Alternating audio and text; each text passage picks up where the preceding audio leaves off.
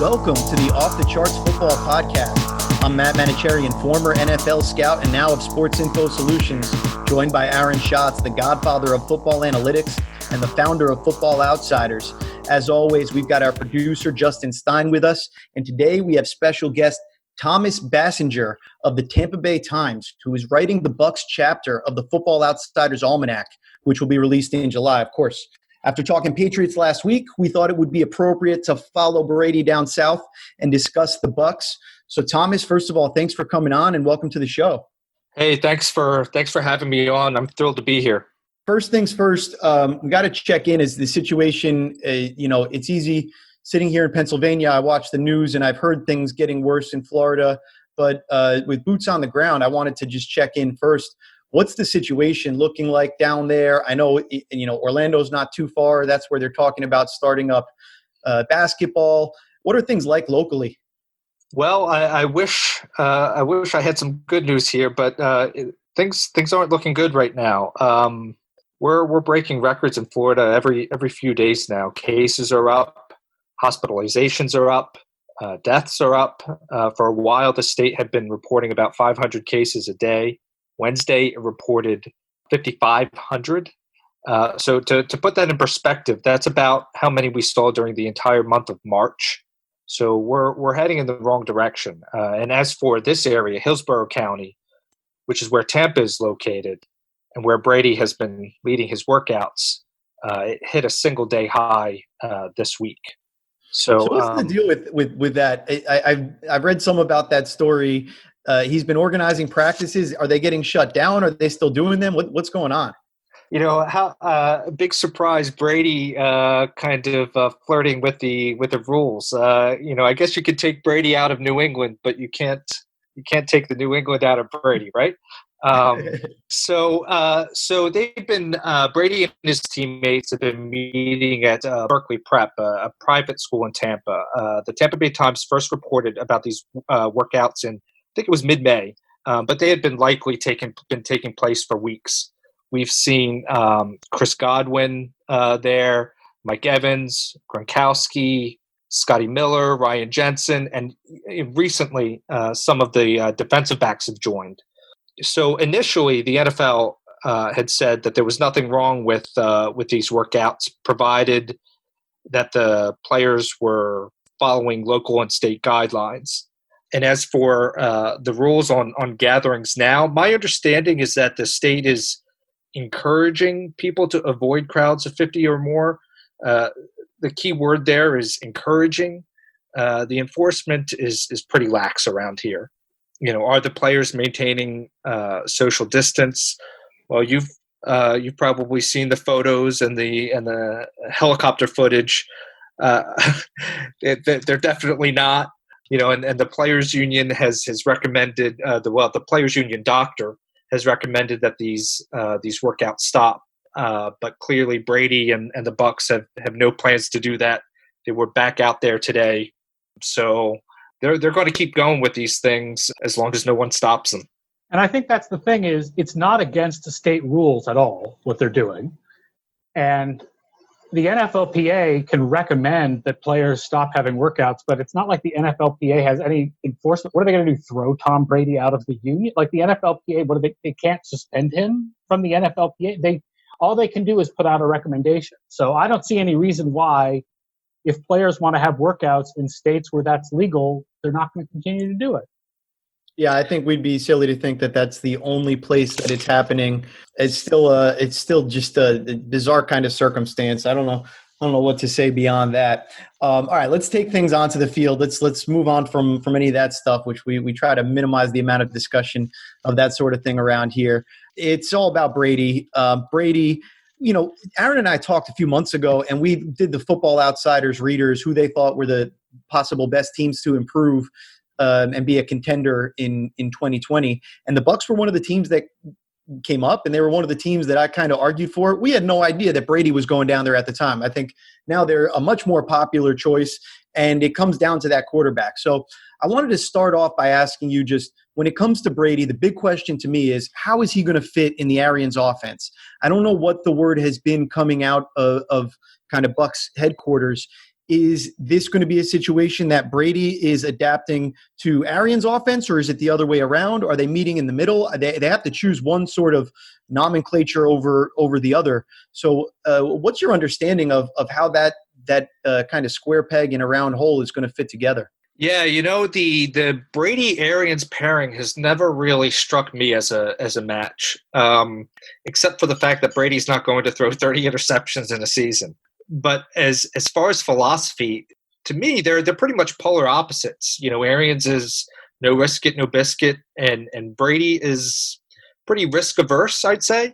If I'm not mistaken, he led the NFL in throwaways last season. Now, I mean, there's a whole argument there that you can make that some of that was related to his weak supporting cast, and he won't have to throw the ball away as much this season. Maybe he'll trust his receivers more, especially when you've got Chris Godwin, Mike Evans, and Rob Gronkowski to throw to.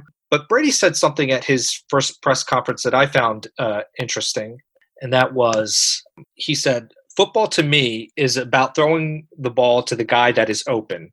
If he is open deep, that is where you throw it. And if he's open short, you throw it there." Now, I know that doesn't sound profound, but that is not how Bruce Arians operates. He wants his quarterbacks to sling the ball around. And, as far as, kind of whether or not they're going to meet in the middle, I think Arians told, I think it was Mike Silver of NFL Network, that they meet in the middle. And Arians said that he would ask Brady if Brady wanted to master the Bucs scheme, or if he wanted the Bucs to learn his scheme. I'm a bit skeptical that it'll be a true meeting in the middle. And this is just a guess, an educated one. But my guess is that, Arians will have to meet Brady more where he's at, more than the other way around. I think this is going to be Brady's offense with some Arians influence. And I think these workouts kind of reinforce that. I mean, these aren't team. Brady has a playbook, and these aren't team sanctioned workouts. There aren't coaches there. Brady's running the show, and I think that's what we're going to see on the field this season. And you didn't bring in Tom Brady to remake him. You brought in Tom Brady so that he could remake you. That's interesting. Aaron, what's your take watching Brady all these years? How do you think that fit works out? Yeah, I mean, first of all, just to answer your question about throwaways, Brady was, in fact, second in the league in throwaways last year behind Aaron Rodgers. And there's all kinds of stats that you can bring out about the difference between the Arians offense and the Brady offense. I mean, I think there's two issues, right? One is the sort of statistical differences, and the other is the nomenclature differences, right? Brady comes from the Erhard-Perkins offense, and Arians has always run an Air Coryell offense, and I don't know how different those two are. I know Air Coryell uses the numbers. I don't think Erhard-Perkins uses the numbers for routes, but I'm not sure. But as far as like the stats-wise, right, like, I mean, Jameis Winston last year was second in the league in average depth of target, if you take out throwaways and hit and motion type passes, batted down, etc. Brady was 27th. Winston threw 38% of his passes within 5 yards of the line of scrimmage. Brady was 51%. On the other hand, the Bucs had never gotten a lot of yards after catch, but the Patriots actually haven't been very dependent on yards after catch over the last couple of years. I know that might seem surprising because you think of like short passes to Julian Edelman that he then takes extra yardage, but he really doesn't take them for that much extra yardage. So it's not like it's San Francisco's offense where everything is dependent on yards after catch. The other thing I think is sort of interesting is pace. The Arians' offenses have always been kind of average in pace, and Brady's offenses have always been really fast, like compared to other teams as far as how many plays they run. So I wonder that one too. Like, that one's another one where I would expect they'd be closer to what Brady's used to than what Arians. It just seems so hard to me that for Arians to really have control over that. Brady's going to be the one on the field actually kind of moving things along and controlling that tempo. I wouldn't imagine there would be any restrictions on his ability to audible or to go hurry up or anything like that. So, and you think if they do have disagreements about that sort of stuff, then this is never going to work because they've got to find a way to be in lockstep with each other one way or another. I tend to keep going back to the thought of maybe this is a good fit just because they can help minimize the really kind of negative attributes that each of them have. Like if you can criticize Arians' offenses for being too turnover prone because they're so aggressive and no risk it biscuit, maybe Brady actually helps kind of limit that risk factor a little bit. The same way that if Brady has been unwilling to get the ball outside the numbers and throw the ball down the field with the personnel that you have in Tampa Bay and the way that Arians likes to run things, maybe you actually do a little bit more of that stuff. I noticed looking just at one statistic that the Bucs didn't run a lot of play action last year, but they were very efficient when they did. And sometimes there's some relationship there. Like the less you do something, the more efficient it can be.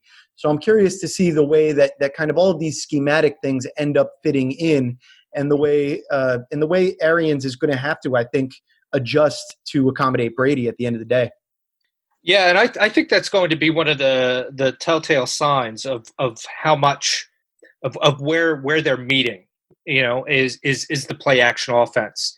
You mentioned that the Bucs didn't use it all that much last season. I think they were ranked 30th, and that's been a long trend for Bruce Arians in Arizona. Going back to his stint there in 2013, the Cardinals ranked 26th.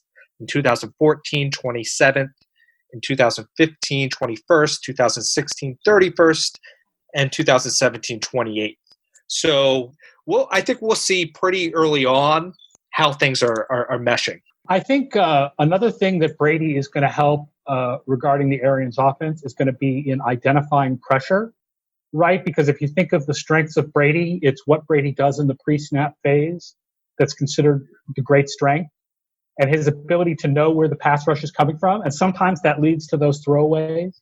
But for example, last year, Tampa Bay's offense led the league with 17 sacks that SIS charted as blitz/overall pressure, and the Patriots had 2. So I think Brady's ability to know where the pass rushers come from is going to be a big plus for that offense. Yeah, that's a really fascinating point. I think especially when you consider how often Arians is asking the quarterback to get his eyes down the field. It's one of those things that it's like something's got to give between the way that those work. But I agree with your point that who's better at Brady than identifying that sort of thing pre-snap and negating the ability of a wise defensive coordinator to be able to kind of manufacture pressure that way. The big thing I'm wondering is, if you think about the Patriots offenses the last 2 years, right? The number one guy, like even with Gronk still there, the number one guy in that offense was Edelman. And the offense was built mostly around Edelman and the Edelman/Danny Amendola type, even, whether they played outside or in the slot. To me, that's the running game. That's a certain type, right? Okay. If the Bucs go with their best personnel, which is the 2 tight end personnel, there's no player who fits that archetype on the field, right? The players who fit that archetype for the Bucs, who are the third receivers, is either going to be Scott Miller or the rookie Tyler Johnson, who Playmaker Score loves, by the way. But he's a slot receiver. And they're not going to be on the field as much because they're going to go 2 tight end a lot. So, I mean, is Chris Godwin, is Mike Evans going to kind of play that role with the little option routes and the little whip routes and the kind of stuff that Wes Welker did and Julian Edelman did? I mean, I can see Godwin doing it more than I can see Evans doing it, but right. So much of Brady's offense has been built around those routes. And the Bucs' best personnel group, there's nobody who fits that archetype if you put their best 5 skill guys on the field. That's interesting because I'm with you. That is a kind of missing. Tyler Johnson, we expect to be in that role some, and maybe that's part of the reason why they do bring him in. But looking at it, you expect this to be a team that's going to be in 12 personnel a whole bunch, and you're going to expect to see a whole lot of Gronk and O.J. Howard. Maybe the Gronk snap count is limited, and maybe that's where we get a little bit more of the 11 stuff coming in. But I'm really interested in seeing how the offense operates with Gronk and Howard on the field, how, those guys can kind of operate in the post and work the seams in the middle of the field with more of those big bodies that Brady's been accustomed to. I mean, Gronk being the guy primarily. I think that the outside receivers are going to have to take a step back from where they've been in the years past. I don't think Brady can make the kind of use of Mike Evans and Chris Godwin that we saw Jameis Winston make use of them last year. But I do think you can get kind of interesting with the way that you can operate with those guys in the slot, specifically Godwin. If you think about lining up in 2 receivers on one side or 3 receivers on one side with maybe Gronk on the outside or with O.J. Howard on the outside and actually being able to move Godwin to the inside, then all of a sudden I think that you really get into the matchup nightmare that this 12 personnel that Tampa Bay can bring to almost any defense, except maybe their own because of their own 2 off-ball linebackers that are so good in pass D. Thomas, I'm curious to hear your reactions generally to all this and specifically the expectations for Gronk, where you think he fits in. Well, I'll add, I'm expecting a lot of 12 personnel too, but I wouldn't even dismiss them running some 13 personnel. Bruce Arians brought that up during a press conference recently. He said, "I love 13. I love 3 tight ends out there. We have a package. If you don't know how to stop it, it can hurt you." So they've got Cameron Braid on the roster. It's easy to forget about him, but I think going back 2016, maybe 2017, Braid was a top 5, top 10 tight end by Football Outsiders metrics. So it's easy to overlook him, given Gronkowski and I know O.J. Howard had a down year last year, but Howard had a really good 2018. So as far as Gronk, this is really difficult to project, and mainly because of Gronk's injury history. I mean, he's no doubt he's top tight end on the roster. But I do wonder, how much of an upgrade is he over O.J. Howard? I think, as I was saying, I think people forget that we're a season removed from O.J. Howard being the top tight end in DVOA, and I think it was 3rd best in DYAR. Yep, in 2018, absolutely. Yeah. So and he regressed last season. I think part of that was just adjusting to a different role. Arians was using him differently. Yeah, part of it is no tight end is going to average 16.6 yards of completion over their whole career. Like that was going to go down. Right. His yards per completion went down, but so did his catch percentage. I thought he regressed as a receiver, and I think he regressed as a blocker too. It was a pretty big step backward last season. Now I don't think O.J. Howard suddenly became a bad football player. I do wonder whether he fell out of favor early on and just never got into a rhythm. It's really difficult to explain. Outside of. Well, they were using him differently. Dirk Cutter, when he was there, was used him much more as a receiver than a blocker. Would line him up out wide. That didn't happen all that often last season. Arians used him especially early on, mainly as a blocker. So I do wonder how much of that adjustment maybe disrupted, maybe at least temporarily, Howard's progress. But the difference that I think Gronk will make, maybe not in terms of receptions or receiving yards, but run blocking. This team has really struggled in recent years to get their run game going. I think that's a spot where Gronkowski's an instant upgrade. And I think there's also something here too that kind of gets missed. And this Gronkowski trade kind of reminds me of when Brandon Stokely joined Peyton Manning in Denver in 2012, right? It's a new setting for Tom Brady. Bringing in Gronkowski gives him another familiar face, another trusted target, and someone else too that can help communicate and teach the offense to the other players. So it's not just all on Brady. It's funny to think of Gronk as a teacher, but I do agree with you. And I think what could be better for O.J. Howard's career than to have Gronk and Brady in those meeting rooms with him, with the ability to kind of pick up where he left off.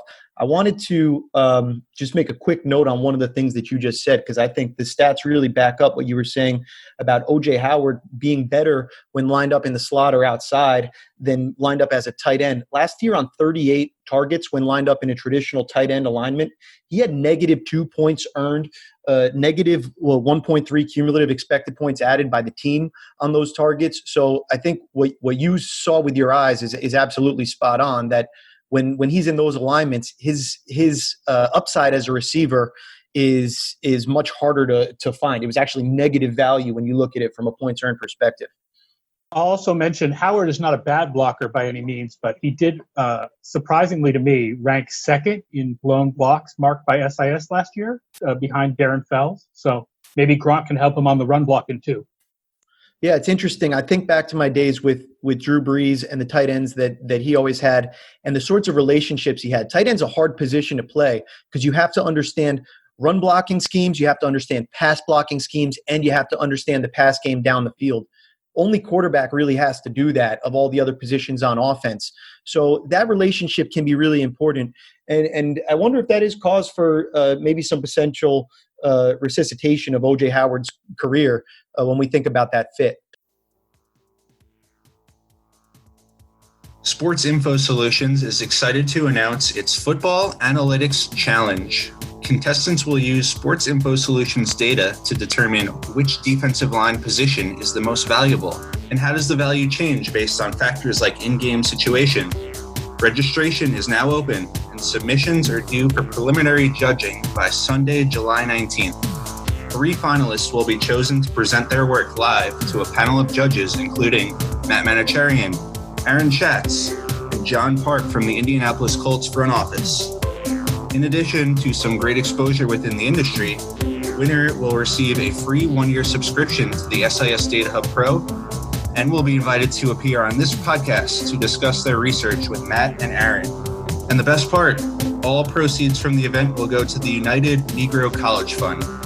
A minimum $1 donation is required for entry, but we encourage any of our listeners to donate to this worthy cause. For more information and to register today, check out the pinned tweet on the Sports Info Solutions Twitter account. That's @sportsinfo_SIS.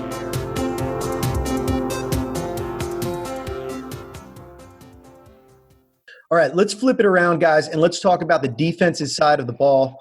Thomas, one thing, I looked at the SIS Football Rookie Handbook and noticed that not just was this the best run defense in the league last year, but whether you split it against zone scheme runs or gap scheme runs, either way, the Bucs were the number 1 run defense in the league. So I think there's lots of reason to feel good about how this team performed up front, especially towards the end of last year. But Aaron and I are always talking about how defense tends to be pretty unstable from year to year. There's a lot of volatility in how teams perform. And so we wanted to talk to you about what you're expecting in terms of the Bucs defense. Can it be as good as it was last year? And what do you expect out of the unit? Well, I think the frontline talent for this team to continue being one of the better defenses in the NFL is there. There's buy-in to Todd Bowles' aggressive man scheme, and there's continuity. 10 of the 11 starters on defense will be the same, and the one change that I'm slotting in there is their second round draft pick Antoine Winfield Jr. It's hard to say how much progress a rookie's going to make, given the disruption of this off season and the preseason. But going forward, I think that's a big upgrade in their among their safety group. Really interesting with the secondary, by the way. This is a team that doesn't have any secondary players that entered the league, I think, after 2017. Maybe Ryan Smith entered the league in 2016, but that's really it. This is a young group back there. It is. I think they've drafted 8 defensive backs since 2017, which would be the second most. I think the Vikings have drafted 9. So yes, I mean they've been loading up on defensive backs, and maybe as we saw down the stretch last season, maybe it's finally they finally found the right mix of players. The defensive backs, the cornerbacks had surprisingly good charting stats, some of them. I mean, charting stats for cornerbacks are notoriously inconsistent, talking about inconsistencies on defense. But Carlton Davis was pretty good last year. And Jamel Dean, when he played less, but he was pretty good last year. Yeah, in terms of total points, both of the draft picks at corner last year, Sean Murphy-Bunting and Jamel Dean, were guys that we really loved in terms of that statistic. You know, my concern with this defense is the depth up front. So they've got Shaquille Barrett, they've got Jason Pierre-Paul, Ndamukong Suh, and Vita Vea. Vita Vea, I think, is a if he's not already, on the verge of stardom, but behind them, there's not much, and right now you have Shaq Barrett, who's saying that, it's about 50-50 that I'm going to sign the franchise tag. You've got a lot of wear on Jason Pierre-Paul, who's coming off, it was about a year ago, actually, that he was in that serious car crash that caused a neck fracture.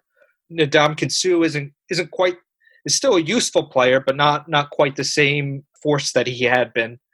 But behind those guys, behind Vita Vea, you have their next nose tackle is their 6th round draft pick. Behind, their next edge rusher after Barrett and Pierre-Paul is Anthony Nelson, their 4th round pick last year, I believe, who played only about 50% of the defensive snaps last year. So, if any one of those players were to miss time, they could be in some trouble there. And as far as the secondary, one big difference from 2018 to 2019.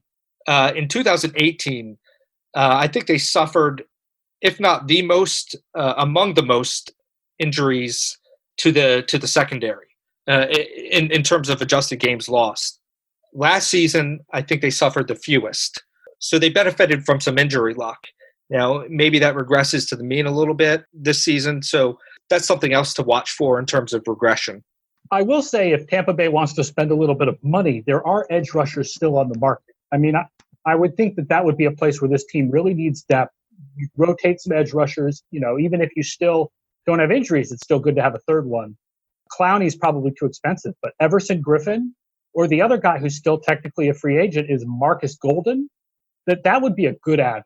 Yeah, I think you're right, Thomas, pointing out that this is a thin team up front. Some really good players, especially a team kind of built like a baseball team on defense, built up the middle with that great pair at linebacker, Devin White and Levante David. I don't know if there's a better pair of linebackers that can play on all 3 levels of the defense than those 2 guys.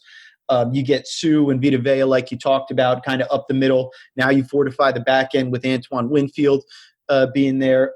So a little bit different than I think some teams are more outside in historically when you talk about how football defenses are built. But it does get scary if you start to think if you lose a Sue or a Vea, if you lose a White or a David, if you lose a Shaq Barrett, all of a sudden it does really start to look really thin at any of those positions. So it'd be interesting what Aaron's talking about if they bring in some fortification. All right. Anything else you guys wanted to touch on before we sign off? I just want to point out again how awesome Levante David is. Just as long as we're talking about Tampa Bay defenders. I mean, he's been in the league for a long time. He's always been near the top of the league in any kind of advanced stat.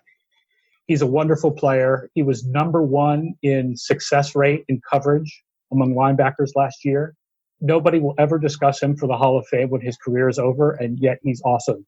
He's like the Bobby Gritch of football. Yeah. I mean, it makes the way he plays too makes me think of Derek Brooks. So I think that's an obvious comparison to make. I don't know if you hear that a lot in Tampa, but I mean, I don't think it's crazy to put those 2 names in the same sentence. And that's how good he is.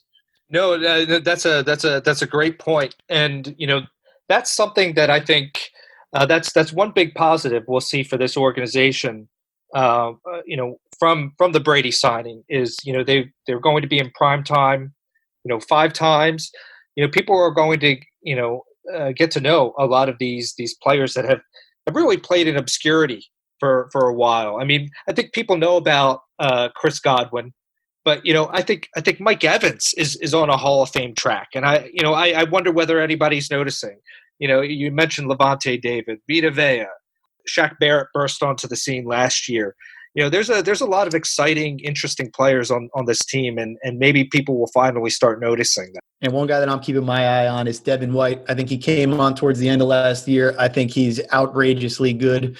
I think he's going to pick up right where Levante David left off. And I'm really excited to see those guys paired up, like you said, Thomas, on TV much more often than we've seen in the past. All right. Thank you to all of our listeners. And be sure to check out the SIS Football Analytics Challenge for the United Negro College Fund.